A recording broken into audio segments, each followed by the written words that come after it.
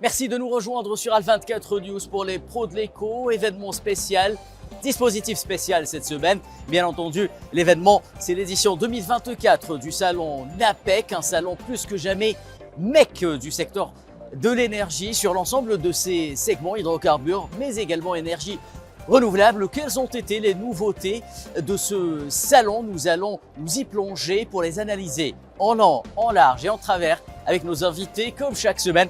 Les pros de l'éco s'emparent du dossier.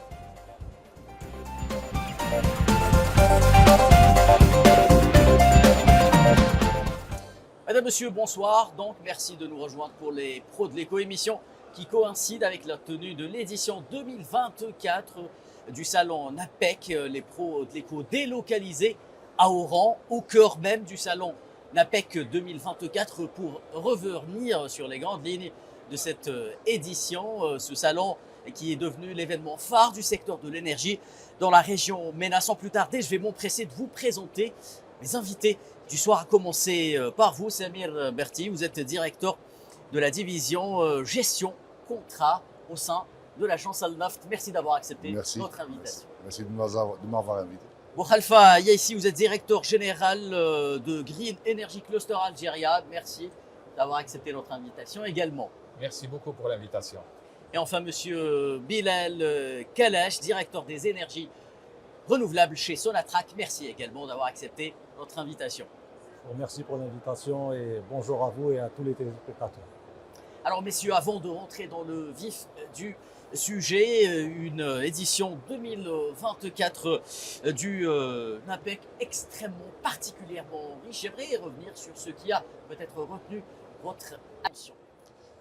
Ben oui, on peut dire que c'est toujours des éditions particulières. À l'accoutumée, le NAPEC nous habitue à des améliorations. D'ailleurs, ça reste l'événement phare nord-africain, c'est l'événement algérien, et à travers lequel on peut interagir avec les acteurs du secteur de l'énergie worldwide, mondial, pas qu'avec les acteurs africains. D'ailleurs, pour nous, Al-Naft, tellement on a identifié que c'est une plateforme de communication efficace, on a décidé de lancer à partir du NAPEC notre appel à la concurrence pour les périmètres pétroliers. Nous allons y revenir. On va y revenir. Voilà, c'est un appel à concurrence qu'on appelle, il faudrait bien retenir le nom, Algeria Bid Round 2025. On va y revenir. Monsieur Boukhalifa Yaissi, vos impressions par rapport à cette édition 2024 de ce salon NAPEC? Je pense que d'abord il y a une amélioration en termes aussi de la thématique, puisque aujourd'hui les grands sujets qui sont à l'échelle internationale sont aussi repris. Ici, donc, on parle d'énergie dans le sens large, commençant par les énergies fossiles, mais aussi les énergies renouvelables et les vecteurs énergétiques de demain, principalement l'hydrogène. Ça reste donc une opportunité aussi pour découvrir ce qui se fait dans le monde et en Algérie. Et aussi, c'est un lieu d'échange avec l'ensemble des acteurs, qu'ils soient institutionnels ou bien qu'ils soient des opérateurs nationaux et internationaux.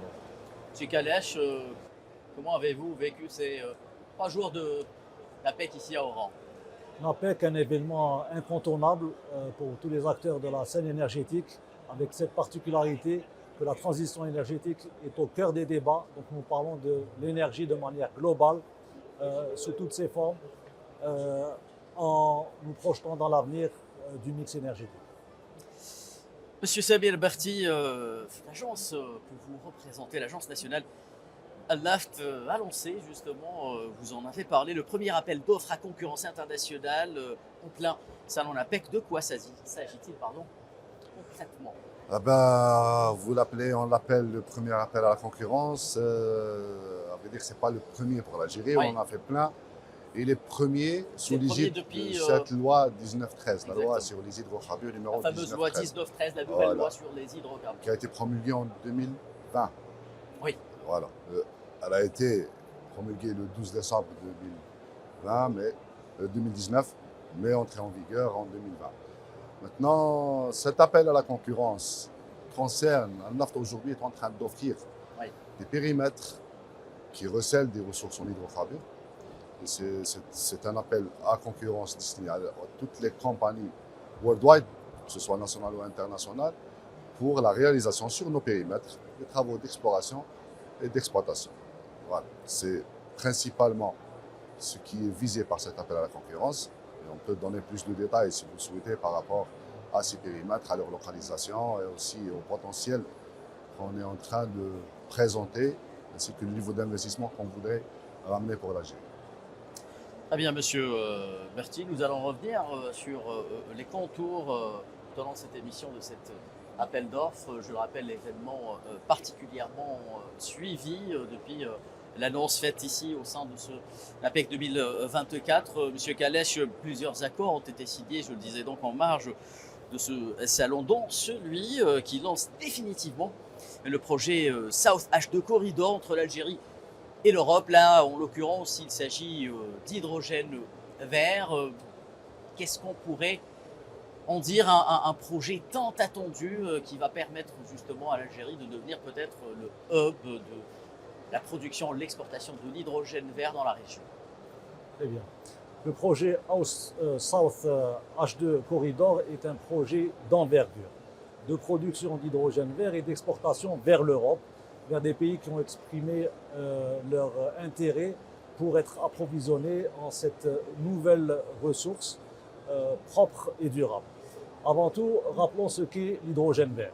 L'hydrogène vert est l'hydrogène produit à partir de l'électrolyse de l'eau alimentée par les énergies renouvelables. Oui. Donc il faut des énergies renouvelables, de l'eau et des électrolyseurs. Et en la matière, l'Algérie a un potentiel exceptionnel qui nous permettra de jouer les premiers rôles. Les avantages compétitifs dont nous disposons sont aussi uniques. Donc le potentiel qui est important, pour donner un ordre d'idée de ce potentiel, 100 000 km² de superficie permettrait de produire l'équivalent énergétique de 200 millions de TEP Oui.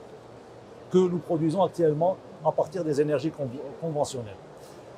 Le second avantage compétitif, ce sont nos infrastructures. Nous avons une proximité à l'Europe et nous sommes reliés par des pipelines, ce qui fait que le coût de transport de l'hydrogène vert est parmi les plus compétitifs au Oui. monde. C'est tous ces paramètres qui sont déterminants et qui ont fait émerger cette vision d'alimentation de l'Europe, l'Italie, l'Autriche et l'Allemagne, qui ont commencé par des études préliminaires de transport de l'hydrogène vert approvisionné ou produit à partir de l'Algérie jusqu'au marché européen que nous venons de citer. Un projet d'envergure, un projet structurant qui ouvre des opportunités de développement très importantes dans cette nouvelle filière énergétique. Monsieur Yaissi, voilà peut-être qui installe également définitivement l'hydrogène vert au beau milieu du mix énergétique de l'Europe, une aubaine pour les opérateurs des énergies renouvelables en Algérie. Tout à fait. Comme il avait dit M. Khalech, c'est-à-dire que l'élément central de... Je rappelle que vous êtes des opérateurs d'énergie nouvelles et notamment le solaire sont en amont de la chaîne de valeur de l'hydrogène vert. Tout à fait. Donc, puisque la partie amont, c'est la production d'énergie verte, et ça, aujourd'hui, c'est le levier sur lequel on s'appuie pour permettre l'émergence d'une industrie, pour permettre aussi la production d'un coût de l'électricité verte à un prix très compétitif. C'est vraiment l'enjeu aujourd'hui du programme, par exemple, de 15 000 MW. Et ça, nous tenons vraiment à ce que ce programme puisse aller et fonctionner dans de bonnes conditions, qui va nous permettre aussi d'apprendre et d'avoir une courbe d'apprentissage suffisamment agressive pour produire de l'électricité verte, très compétitive, qui va permettre à ce moment-là aux autres parties prenantes, qui sont donc les producteurs, par exemple, d'électrolyse, ou bien ceux aussi qui vont venir après pour la transformation d'hydrogène l'électrolyse, vert. la technique, la fameuse technique qui permet justement... Après, c'est les gens qui vont aussi produire des dérivés à partir de l'hydrogène vert pour aussi venir s'installer en Algérie. Donc l'enjeu, c'est un enjeu stratégique, c'est-à-dire qu'amener les énergies renouvelables à être aussi compétitifs qu'aujourd'hui l'est le gaz naturel en Algérie, qui a permis par exemple d'attirer de gros investisseurs, dans le domaine, par exemple, de la sidérurgie, du ciment ou bien des fertilisants. Très bien, donc voilà qui, encore une fois, prouve toute la richesse de ce salon l'APEC 2024 en matière de réalisation, si je puis dire. Revenons justement à l'appel d'offres d'Alnaft avec vous, Monsieur Berti. Vous avez parlé d'une stratégie qui va s'étaler sur 5 ans. Est-ce que vous pouvez nous en dire davantage ou nous en donner plus de détails? Exact. Alors, pour parler de la stratégie d'Alnaft, parce qu'Alnaft, parmi sa mission phare, sa mission principale, c'est de promouvoir nos ressources en hydrocarbures et d'attracter, de ramener des investissements étrangers directs de préférence pour pouvoir valoriser toute cette ressource et la développer. L'Algérie, c'est un pays, immense. On a un domaine minier qui dépasse les 1,7 million de kilomètres carrés. Avec la compagnie nationale, Sonatrach, qui a fait beaucoup d'ailleurs sur ce domaine minier hydrocarbures, il faudrait qu'il y ait un apport en termes de partage de risques exploratoires, un apport en termes aussi financiers, technologiques. Il faudrait qu'on ramène d'autres compagnies pétrolières qui travailleront en partenariat étroit avec Sonatrach pour ce développement. Pour ce faire, donc, Alnaft, il y a 2 démarches de le faire. On a la possibilité d'aller vers des discussions directes, ça c'est pour des sujets particuliers bien déterminés. Il y a eu en cours actuellement, il y a des discussions directes avec Sonatrach. Il y a aussi l'appel à la concurrence. L'appel à la concurrence, c'est une façon de présenter certains potentiels et faire jouer la concurrence mondiale autour de ce potentiel. Alors, Alnaft aujourd'hui a déterminé une démarche, un plan de promotion sur 5 années. Bon, il est sur 5 ans, mais glissant, ça veut dire chaque année, quand on dépasse, on va augmenter ce plan avec d'autres investissements. Et on avait défini quelques projets. Parmi ces projets, on a sélectionné aujourd'hui ce qu'on a dans le panier, 17 projets. De ces 17 projets, on a fait des études, on a analysé, examiné, on a fait un classement des projets et on a pu identifier les 6 projets pour ce premier appel à la concurrence. Donc, sur notre démarche de 5 années, on a lancé pour 2024 6 blocs, 6 périmètres pétroliers et gaziers. Et on a encore dans le panier 11 périmètres auxquels on va rajouter d'autres parce qu'il y a des études en cours. On a des études sur l'offshore, une immense étude qu'on est en train de réaliser actuellement avec notre partenaire SLB sur l'offshore algérien, qui va certainement nous faire identifier d'autres périmètres, peut-être sur l'offshore. Il y a aussi des études autour de toutes les thématiques possibles dans nos activités qui vont nous ramener d'autres projets, qui vont alimenter et rejoindre les 11 et ainsi de suite. Donc c'est ça notre démarche aujourd'hui de valorisation du domaine minier hydrocarbures en Algérie. Très bien, merci Monsieur Berti. Monsieur Khalech, sans transition, reparlons encore une fois du fameux projet South Hydrogen Corridor qui va installer également de manière définitive Sonatrach en tant que développeur et opérateur parmi l'un, peut-être, ou l'une des entreprises pionnières dans la production et l'exportation d'hydrogène vert dans le monde, pas uniquement en Afrique ou en Europe. Donc après avoir donné les grands contours de ce projet important, pour lequel un MOU, un protocole d'entente, a été signé en cérémonie d'ouverture d'une APEC, c'est un signal très fort pour les investisseurs, pour tous les acteurs de la filière hydrogène. Nous allons maintenant vous donner plus de détails sur la mise en œuvre de ce projet. C'est un projet, je le disais, structurant et un projet intégré qui va devoir couvrir toute la chaîne de valeur de l'hydrogène, depuis la production, pour reprendre le jargon des pétroliers, depuis l'amont jusqu'à l'aval. Donc depuis la production des énergies renouvelables, qui concerne en fait une partie très importante de l'investissement, jusqu'à la réalisation des électrolyseurs et la mise à disposition de l'eau, qui est un élément, un intrant clé de la production d'hydrogène. Pour l'eau, c'est une question qui soulève parfois beaucoup d'inquiétudes. Je dirais que nous pouvons vous rassurer en disant que l'eau qui sera utilisée pour la production d'hydrogène vert est une eau issue des stations des eaux usées. Oui. Il y a suffisamment de ressources à partir des stations des eaux usées pour couvrir les besoins de ce projet. C'est un projet donc, qui se fera par phase. Nous allons évidemment commencer par définir les principaux indicateurs économiques de ce projet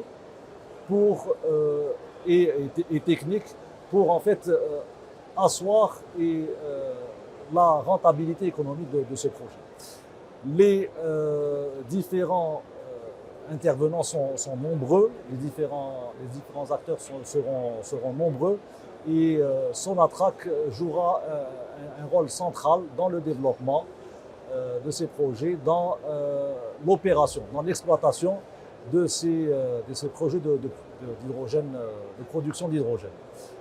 En ce sens que nous mettrons à profit notre longue expérience dans le domaine des hydrocarbures, en particulier donc, dans le transport du gaz, puisque nous allons transporter de l'hydrogène par pipe et donc nous mettrons en avant notre expérience dans le transport du gaz. Aussi dans la transformation, nous avons une longue expertise et expérience dans la transformation de l'hydrogène en ammoniac, donc dans les industries des engrais.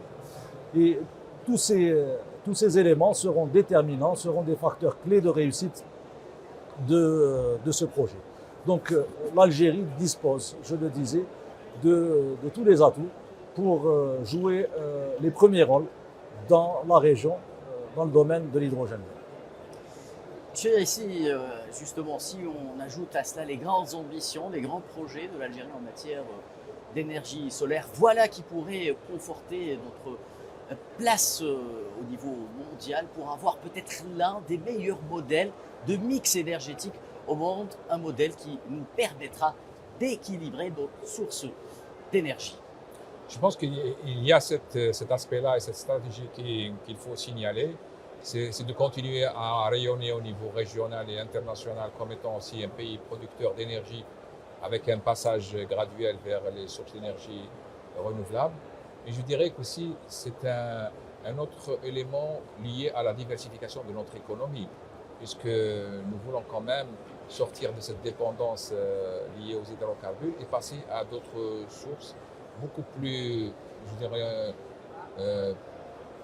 en faveur de l'environnement, puisque n'oublions pas que ces choix et ces orientations sont aussi dictés par la tendance mondiale qui veut aller vers la décarbonation de l'économie mondiale et donc la réduction de l'empreinte carbone de chacun des pays, et l'Algérie donc est aussi concernée.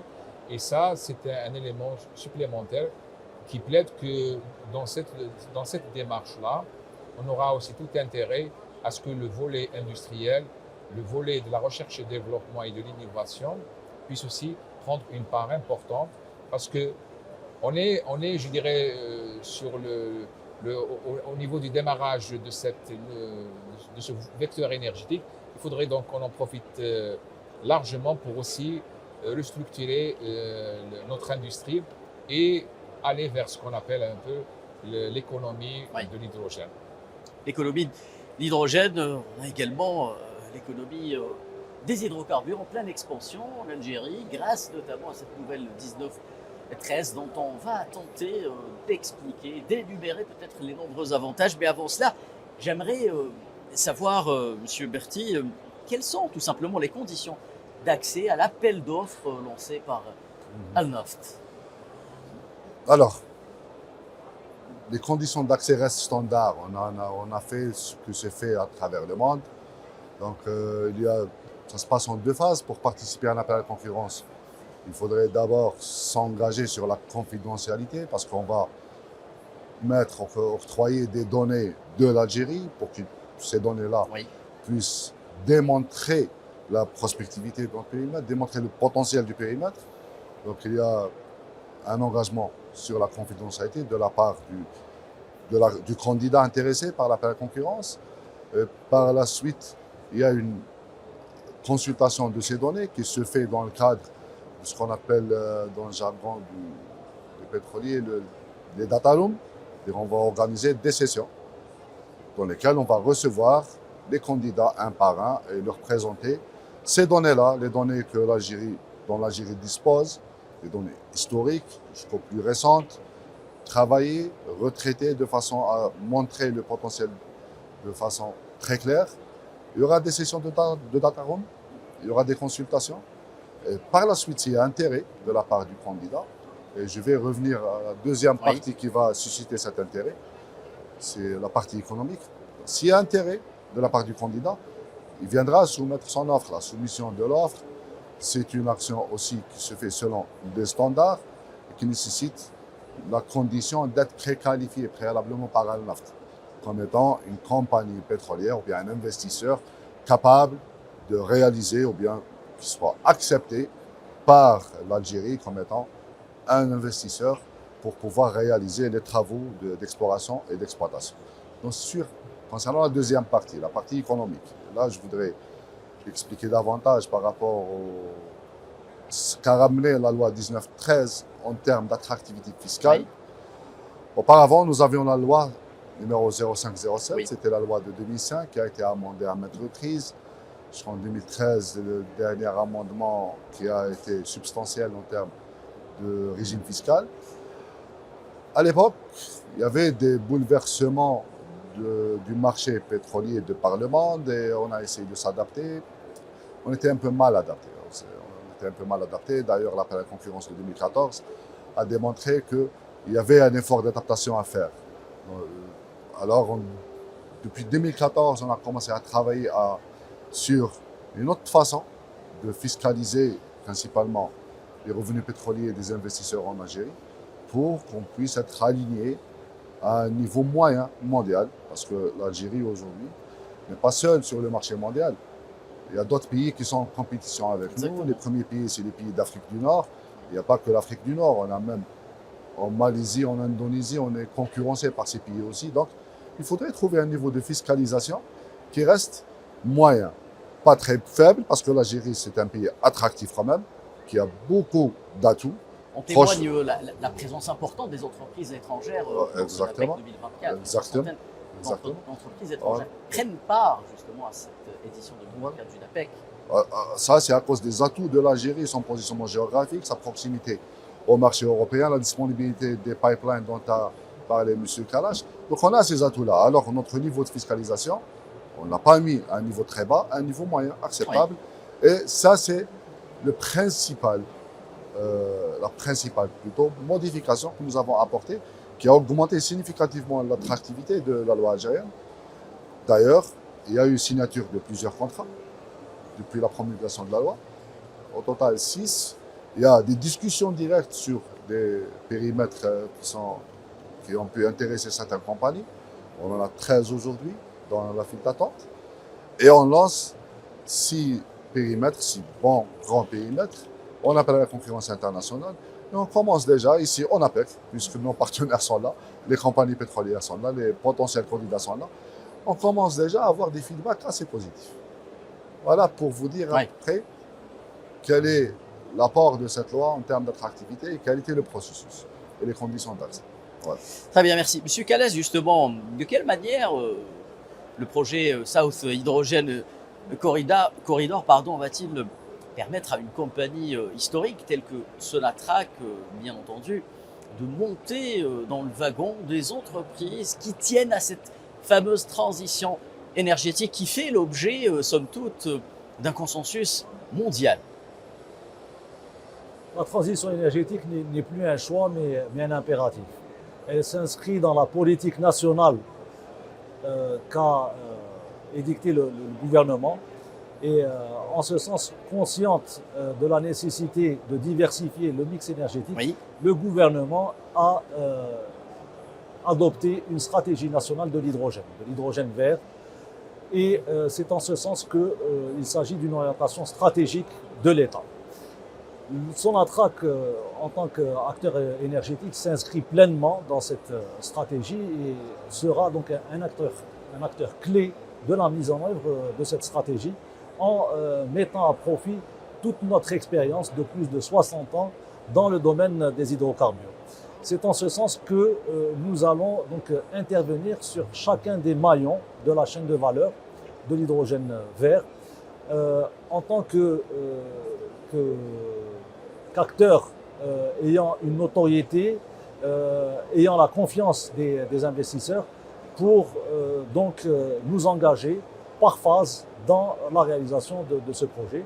C'est un projet qui est très capitalistique, qui comporte des risques qu'il va falloir maîtriser, qu'il va falloir partager avec les investisseurs. Et donc c'est dans cette logique partenariale que Sonatrach aura aussi un rôle très important à jouer en tant que locomotive du secteur de l'énergie, et qui va fédérer autour d'elle beaucoup d'autres entreprises qui seront partie prenante de ce projet dans la réalisation, dans l'ingénierie, dans le développement des filières industrielles, qui est un élément clé pour la filière de l'hydrogène.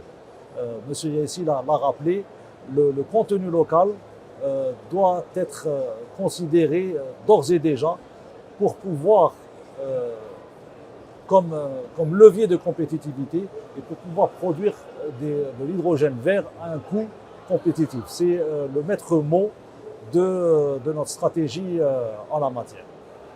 Très bien, monsieur. Ici, peut-être une dernière question, ce qui vous concerne. Alors, tout le monde le sait, nous sommes en temps de grands bouleversements géopolitiques qui touchent principalement le secteur de l'énergie, en particulier dans la région qui intéresse l'Algérie. Malgré cela, l'Algérie continue d'avancer à travers une stratégie ambitieuse qui touche l'ensemble des segments du secteur de l'énergie, y compris à commencer par le secteur des énergies renouvelables. Est-ce un gage de réussite, de confiance à court, mais surtout à moyen long terme? Je pense que d'abord, la production d'énergie, c'est une nécessité nationale. Oui. Parce que quand même, le pays ne peut pas avancer s'il n'y a pas d'énergie. Donc, avec les projets structurants qui ont été annoncés, ça veut dire que la demande d'énergie va encore augmenter de manière significative.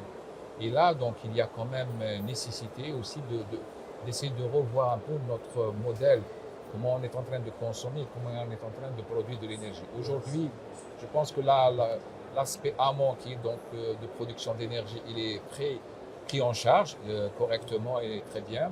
Maintenant, il faudrait travailler sur les autres parties, parce que aujourd'hui, nous sommes peut-être 48 millions, mais dans quelques années, on sera 50, voire 60 millions, ce qui veut dire que là, la demande encore risque d'augmenter. Et l'intérêt pour nous, c'est que cette énergie devrait d'abord aller vers le secteur économique, parce que c'est celui-là qui crée de la valeur ajoutée, c'est celui-là qui crée des postes d'emploi dont l'Algérie a besoin.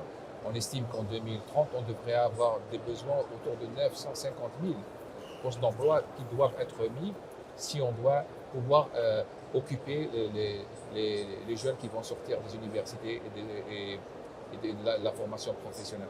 Donc ce sont des enjeux stratégiques très importants. Ensuite, je pense que ça a été déjà dit au niveau international, donc la place de l'Algérie, ce serait de le consolider et de le raffirmer encore beaucoup plus, parce que avec la tendance mondiale, l'Algérie devrait aussi s'inscrire dans cette démarche-là et être aussi au diapason de ce que le marché mondial va demander. Et nous sommes donc des voisins de l'Union européenne. L'Union européenne a mis en place toute une démarche pour la réduction de son empreinte carbone. Et donc là, nous sommes tenus de regarder un petit peu ce que font un petit peu, je dirais, nos clients et d'être au diapason de leurs demandes, parce que c'est un enjeu stratégique très important qui ne touche pas uniquement le niveau national, mais aussi le niveau international. Merci monsieur Yaissi. Chers téléspectateurs, ne partez pas loin. Les pros de l'écho sont de retour après une courte pause.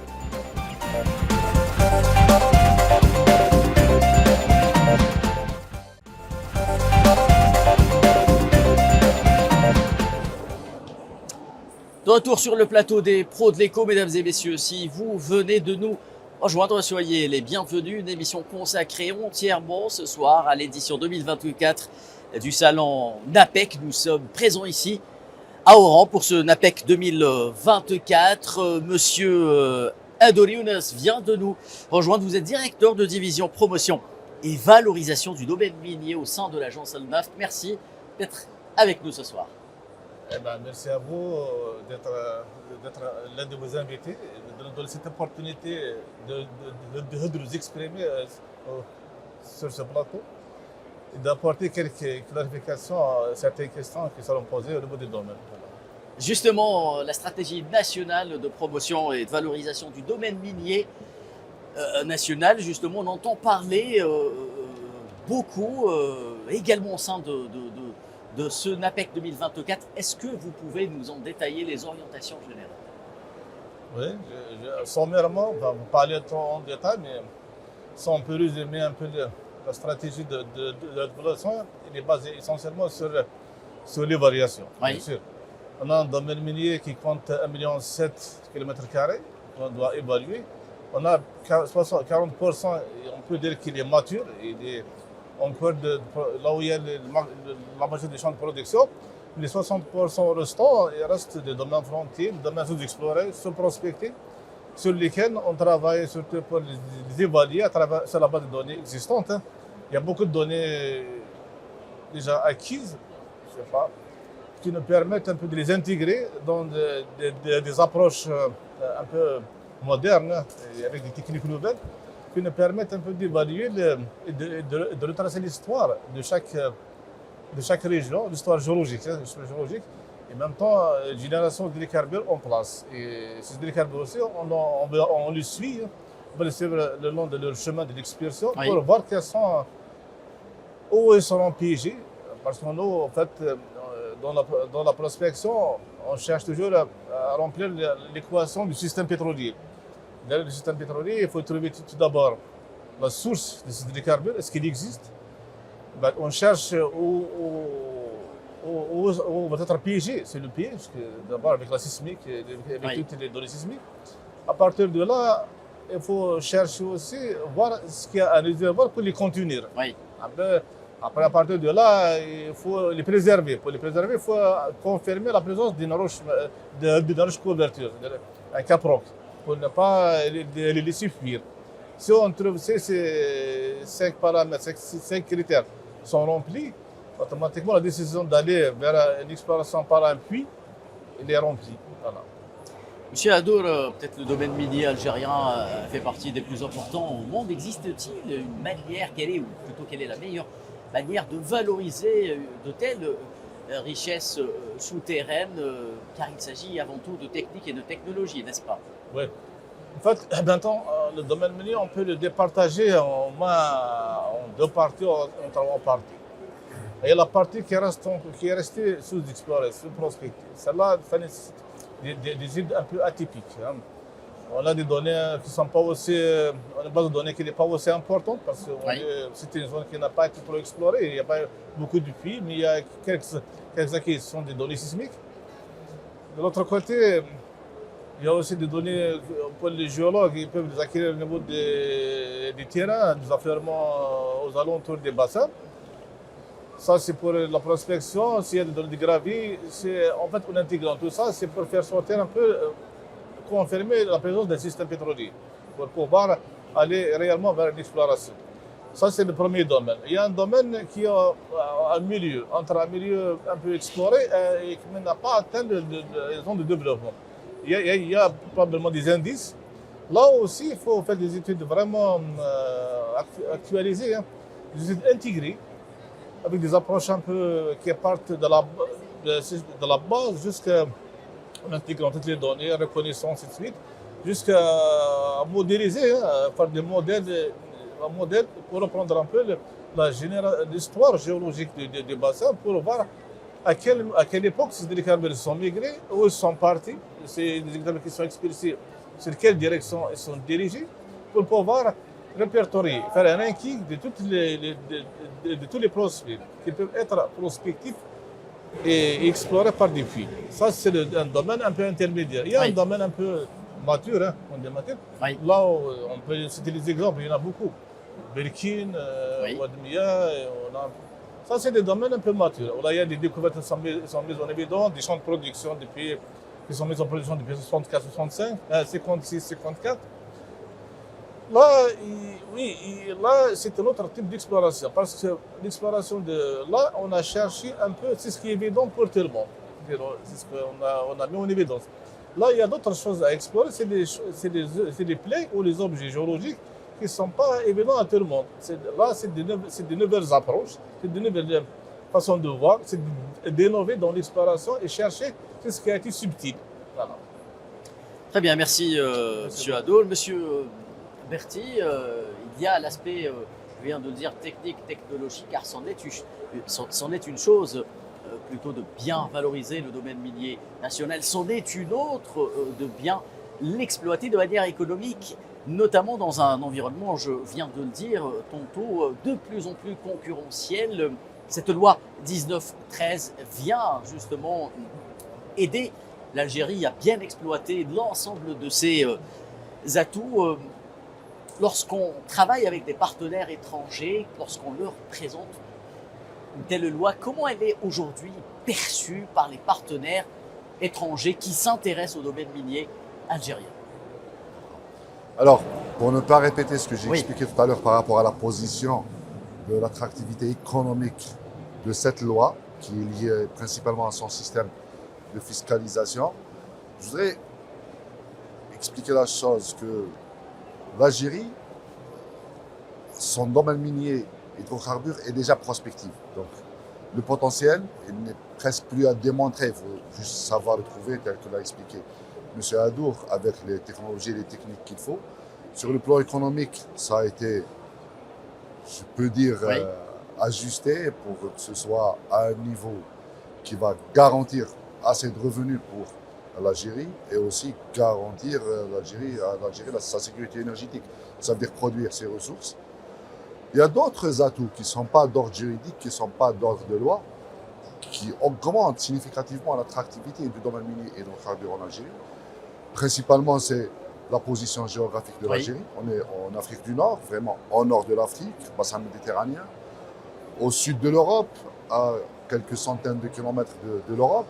Nous disposons aussi des pipelines qui relient l'Algérie directement à l'Europe, à travers la Tunisie et un autre pipeline directement Vers l'Espagne. vers l'Europe.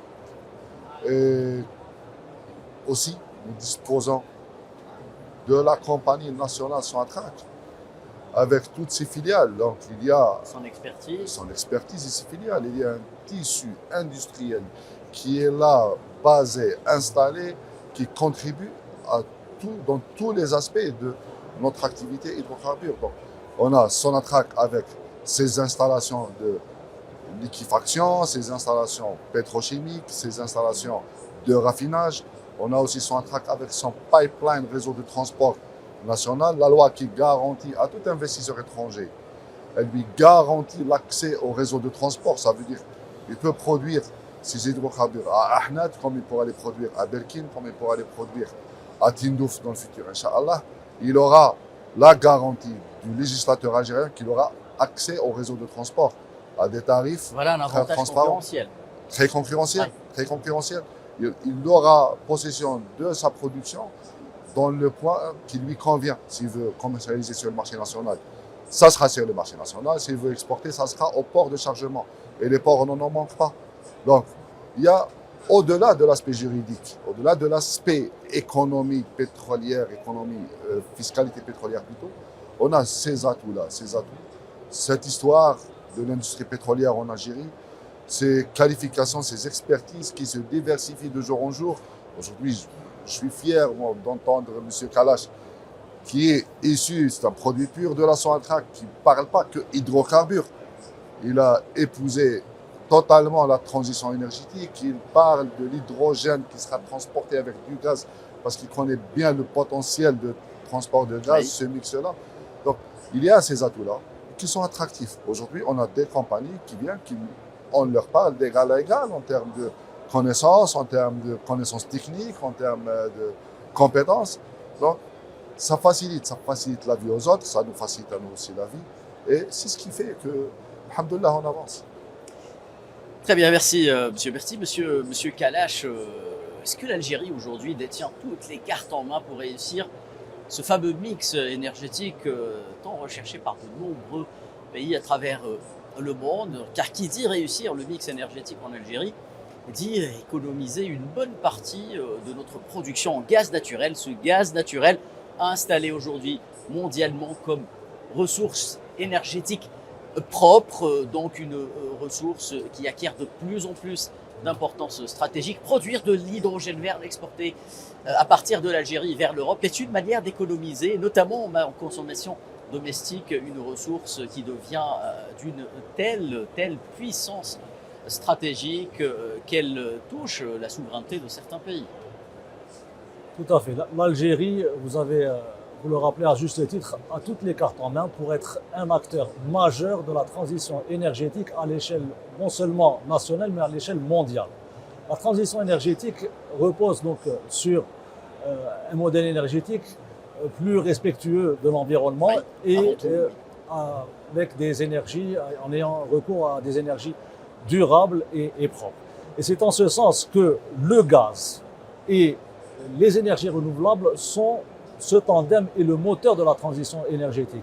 Et donc l'Algérie, avec son potentiel en gaz qu'elle entend développer pour répondre à la demande croissante en cette énergie propre comme substitut du charbon, et en tant que pays qui dispose d'un potentiel exceptionnel en énergie renouvelable, et aura à jouer les premiers rôles en matière de transition énergétique, avec nos possibilités de couvrir les marchés, les besoins du marché national avant tout, et nous projeter, dégager un excédent à l'export, dégager un excédent à l'export et renforcer notre position de fournisseur fiable d'énergie pour les marchés internationaux, en particulier nos marchés traditionnels et historiques que sont le marché européen. Monsieur Adour, peut-être l'un des avantages principaux d'Algérie, c'est cette flexibilité énergétique que le pays acquiert depuis quelques années, à la fois fournisseur fiable de gaz et de pétrole, à la fois promoteur des énergies renouvelables, que ce soit au niveau du solaire ou de l'hydrogène vert. Mais malgré cela, l'Algérie tient à développer ses ressources, développer au mieux ses ressources énergétiques en matière d'hydrocarbures. Est-ce que le domaine minier national a encore de beaux jours devant lui? Oui, en fait, là, en tant que, j'ai déjà un expérience de background. Oui. C'est normal que je suis toujours optimiste à vous dire oui. Parce que 60%, on est en train de se concentrer à l'activité au niveau des zones un peu que le monde connaisse. C'est Berkine, c'est Élysée, c'est Annette. Mais il y a des zones où il y avait des productions, mais on n'a pas concentré notre effort d'exploration sur ces zones. On essaie de se recentrer vers des zones facilement à explorer. Là, oui, mais facilement explorer à certaines époques. Mais maintenant, on est en 2024. Vous savez que l'évolution de la technologie et les techniques sont trop rapides. Actuellement, tout ce qui est impossible aux années 60, il est possible aujourd'hui. L'accès en profondeur, il est possible. Tout ce qui est difficile à exploiter, maintenant, il est accessible à travers les technologies actuelles. Parce que le domaine il a évolué rapidement. En temps, il a répondu à tout ce qui est exigence, au challenge de certaines époques.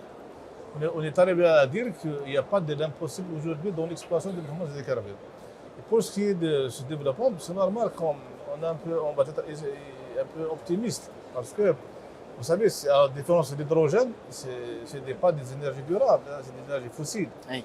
Là, on doit, en fait, c'est un petit peu notre devoir d'explorer pour renouveler les réserves en place. Parce que ce qu'on consomme, il n'est pas renouvelé. Alors, on doit relever par de nouvelles découvertes, par l'exploration. Voilà. C'est un peu notre stratégie. Très bien, très bien. Monsieur Berti, peut-être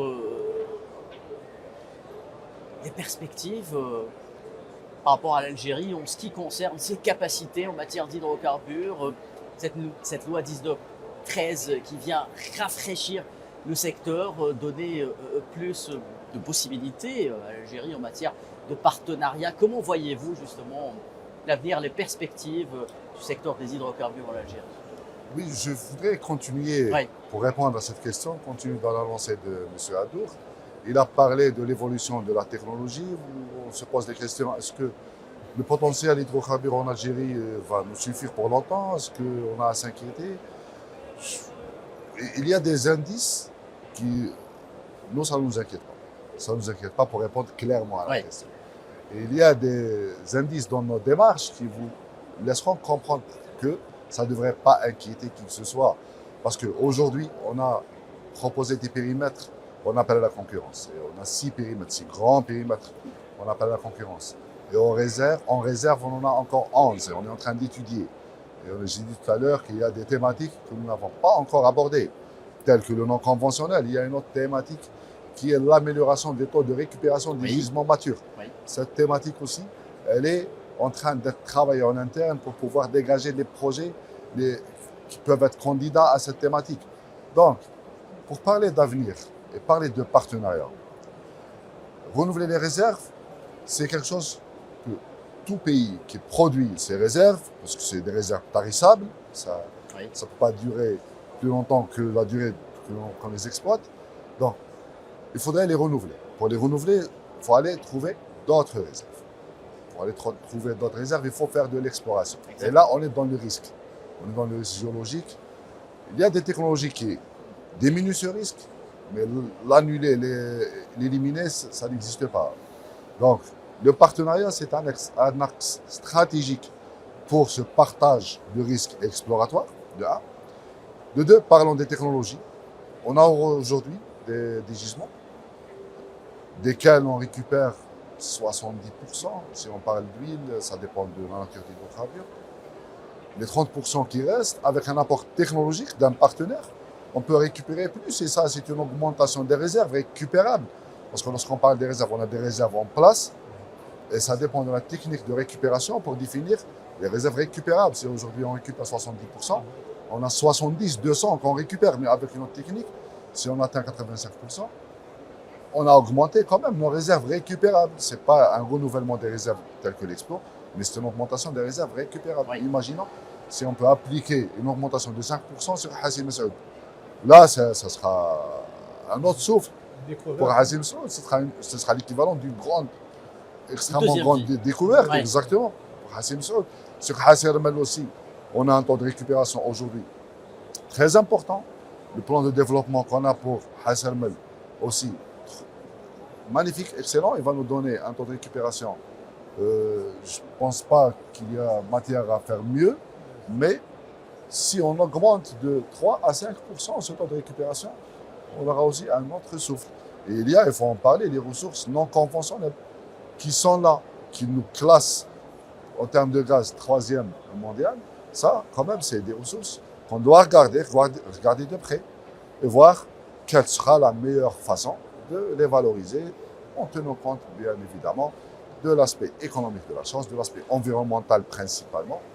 Et on a l'offshore. Sur l'offshore, aujourd'hui, on est en train de lancer avec notre partenaire SLB une étude d'envergure qui va même peut-être nous pousser à acquérir de la nouvelle donnée. Et si on lance cela, c'est que, ça c'est un signal aussi, c'est qu'il y a un intérêt sur l'offshore. Il faut juste bien le mettre en évidence et on va réussir à le faire, Inch'Allah.